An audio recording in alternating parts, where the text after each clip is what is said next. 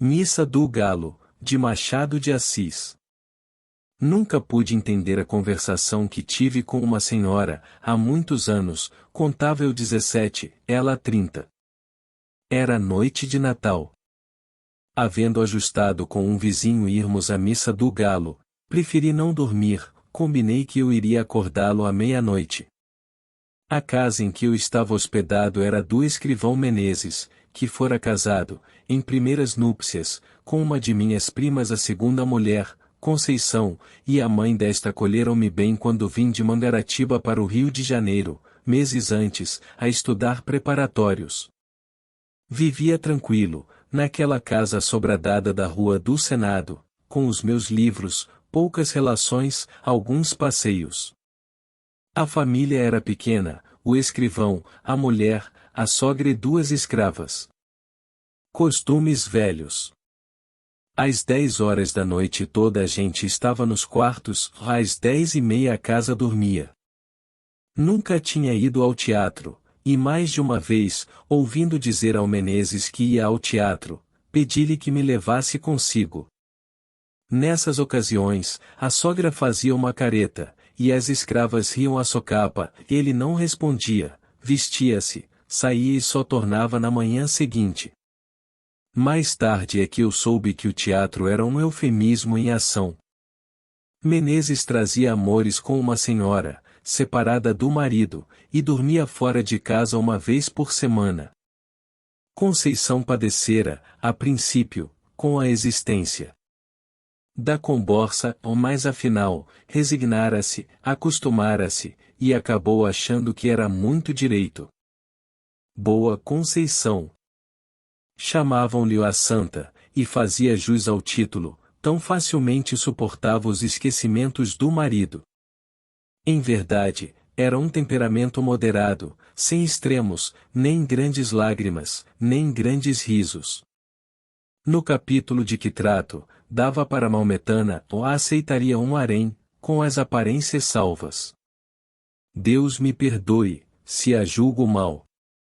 Tudo nela era atenuado e passivo. O próprio rosto era mediano, nem bonito nem feio. Era o que chamamos uma pessoa simpática. Não dizia mal de ninguém, perdoava tudo.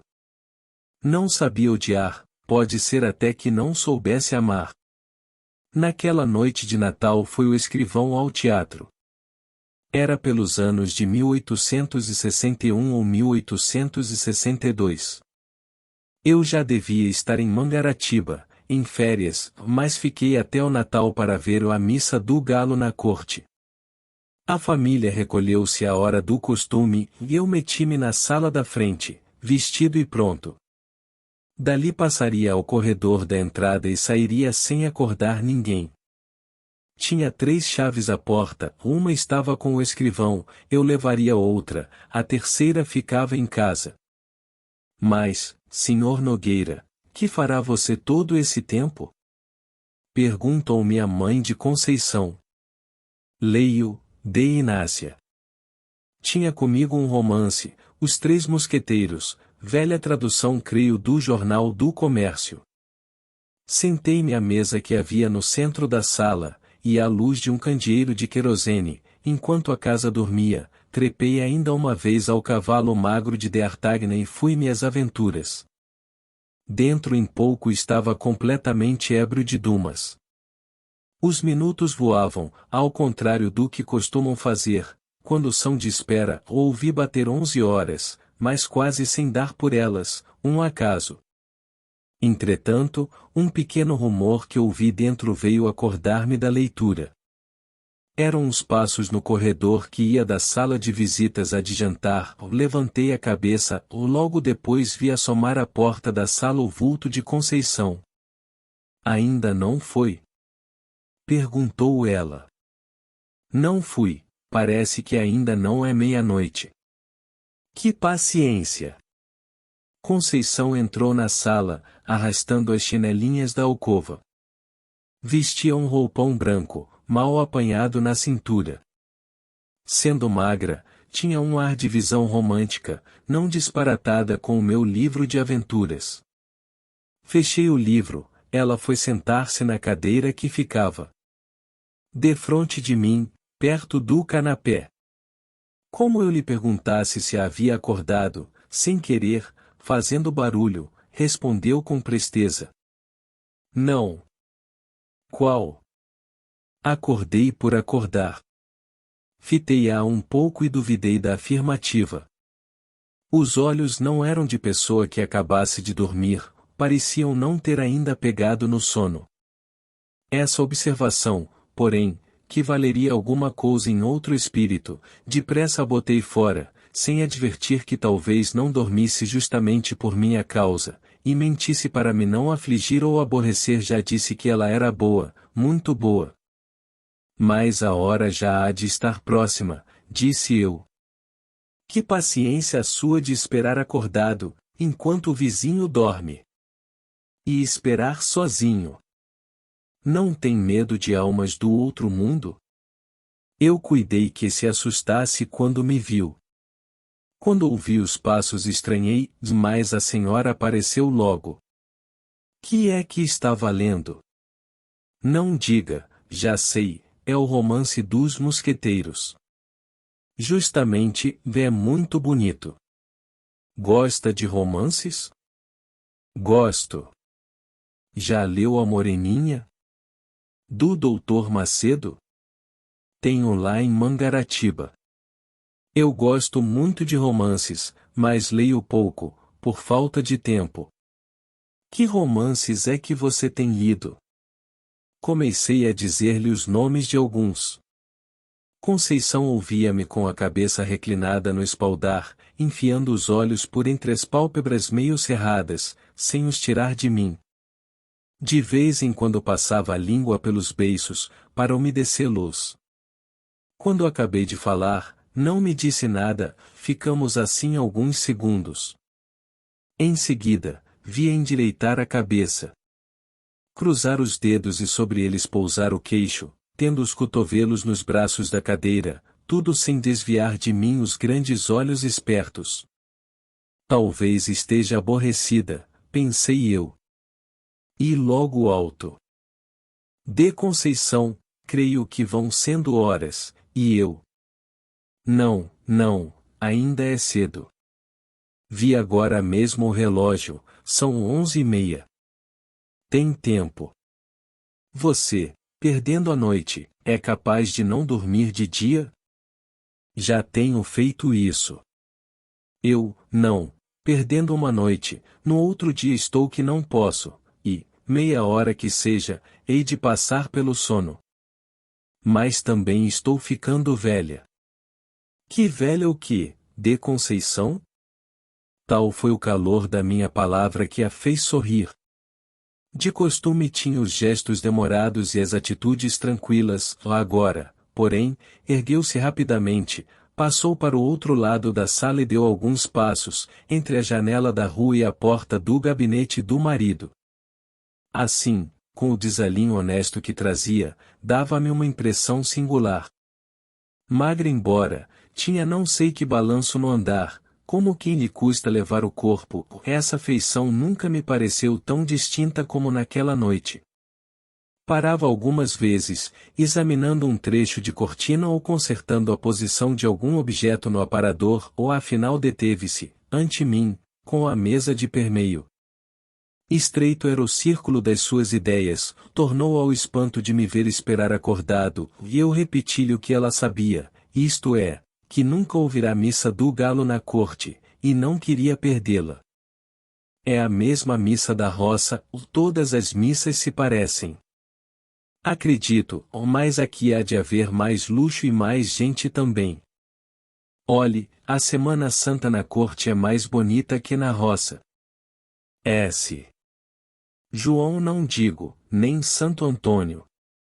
Pouco a pouco, tinha-se reclinado, fincar os cotovelos no mármore da mesa e meter o rosto entre as mãos espalmadas.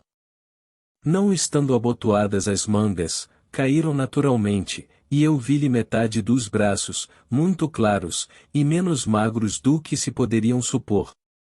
A vista não era nova para mim, posto também não fosse comum, ou naquele momento, porém, a impressão que tive foi grande.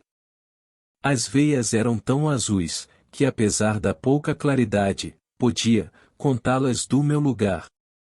A presença de Conceição espertara-me ainda mais que o livro. Continuei a dizer o que pensava das festas da roça e da cidade, e de outras coisas que me iam vindo à boca. Falava emendando os assuntos, sem saber porquê, variando deles ou tornando aos primeiros, e rindo para fazê-la sorrir e ver-lhe os dentes que luziam de brancos, todos iguaizinhos. Os olhos dela não eram bem negros, mais escuros, o nariz, seco e longo, um tantinho curvo, dava-lhe ao rosto um ar interrogativo.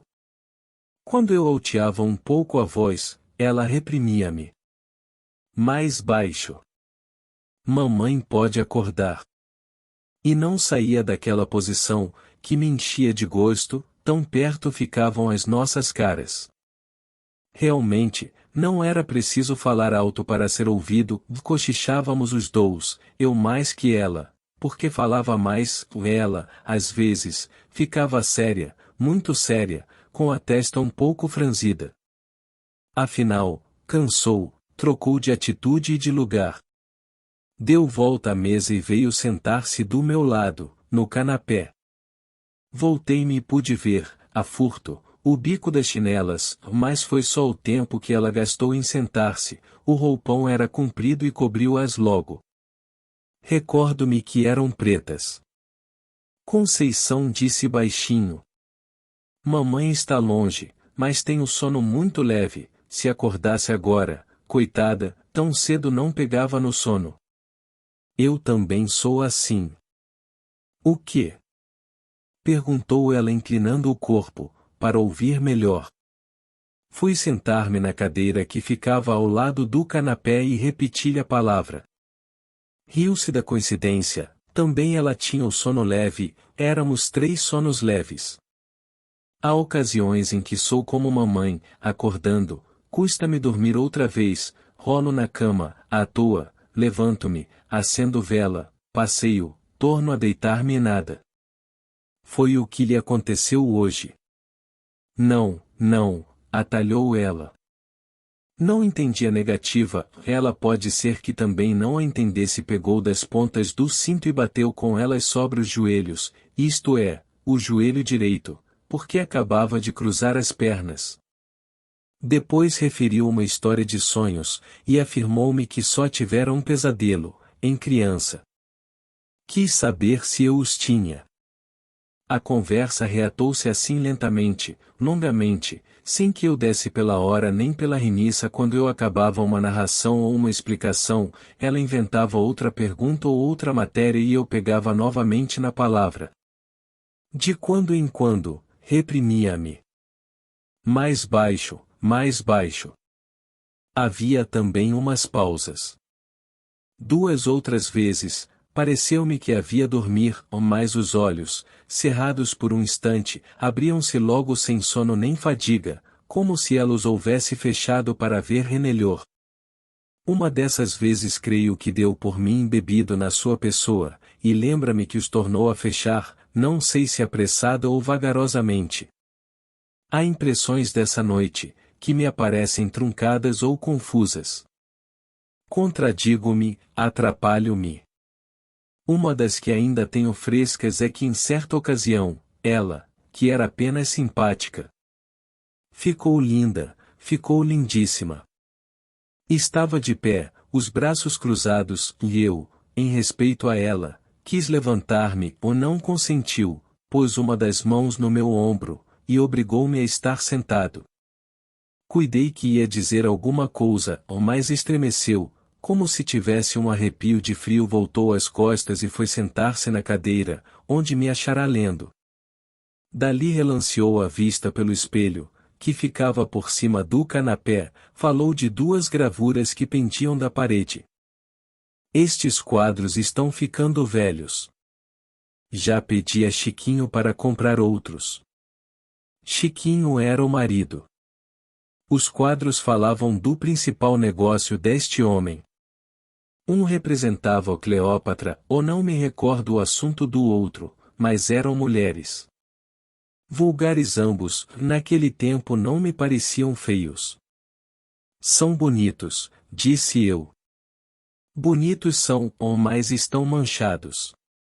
E depois francamente, eu preferia duas imagens, duas santas. Estas são mais próprias para a sala de rapaz ou de barbeiro. De barbeiro? A senhora nunca foi à casa de barbeiro.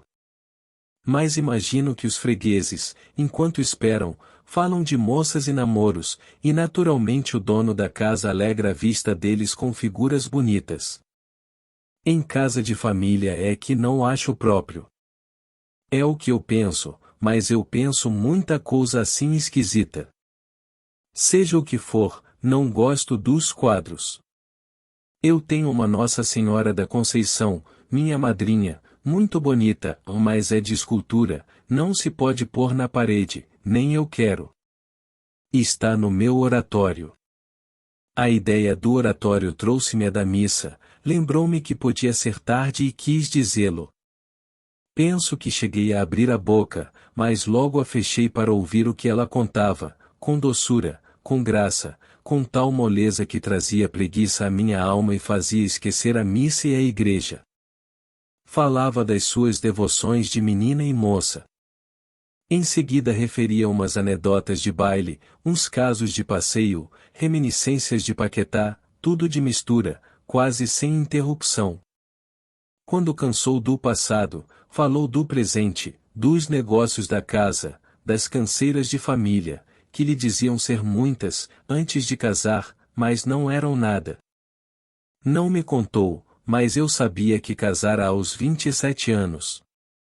Já agora não trocava de lugar, como a princípio, e quase não saíra da mesma atitude. Não tinha os grandes olhos compridos, e entrou a olhar à toa para as paredes. Precisamos mudar o papel da sala, disse daí a pouco, como se falasse consigo. Concordei, para dizer alguma coisa, para sair da espécie de sono magnético, ou o que quer que era que me tolhia a língua e os sentidos. Queria e não queria acabar a conversação ou fazia esforço para arredar os olhos dela, e arredava-os por um sentimento de respeito, ou mais a ideia de parecer que era aborrecimento, quando não era, levava-me os olhos outra vez para Conceição. A conversa ia morrendo. Na rua, o silêncio era completo. Chegamos a ficar por algum tempo, não posso dizer quanto, inteiramente calados. O rumor único e escasso, era um roer de camundongo no gabinete, que me acordou daquela espécie de sonolência, quis falar dele, mas não achei modo. Conceição parecia estar devaneando. Subitamente, ouvi uma pancada na janela, do lado de fora, e uma voz que bradava, Missa do Galo. Missa do Galo. Aí está o companheiro, disse ela levantando-se. Tem graça, você é que ficou de ir acordá-lo, ele é que vem acordar você. Vá, que hão de ser horas, adeus. Já serão horas? Perguntei. Naturalmente. Missa do Galo. Repetiram de fora, batendo. Vá, vá, não se faça esperar. A culpa foi minha. Adeus até amanhã. E com o mesmo balanço do corpo, Conceição enfiou pelo corredor dentro, pisando mansinho. Saí à rua e achei o vizinho que esperava. Guiamos dali para a igreja. Durante a missa, a figura de Conceição interpôs-se mais de uma vez, entre mim e o padre, e fique isto a conta dos meus 17 anos. Na manhã seguinte, ao almoço falei da missa do Galo e da gente que estava na igreja sem excitar a curiosidade de Conceição. Durante o dia, achei-a como sempre, natural, benigna, sem nada que fizesse lembrar a conversação da véspera. Pelo ano bom fui para Mangaratiba. Quando tornei ao Rio de Janeiro em março, o escrivão tinha morrido de apoplexia. Conceição morava no Engenho Novo, mas nem a visitei nem a encontrei. Ouvi mais tarde que casara com o escrevente juramentado do marido. Fim.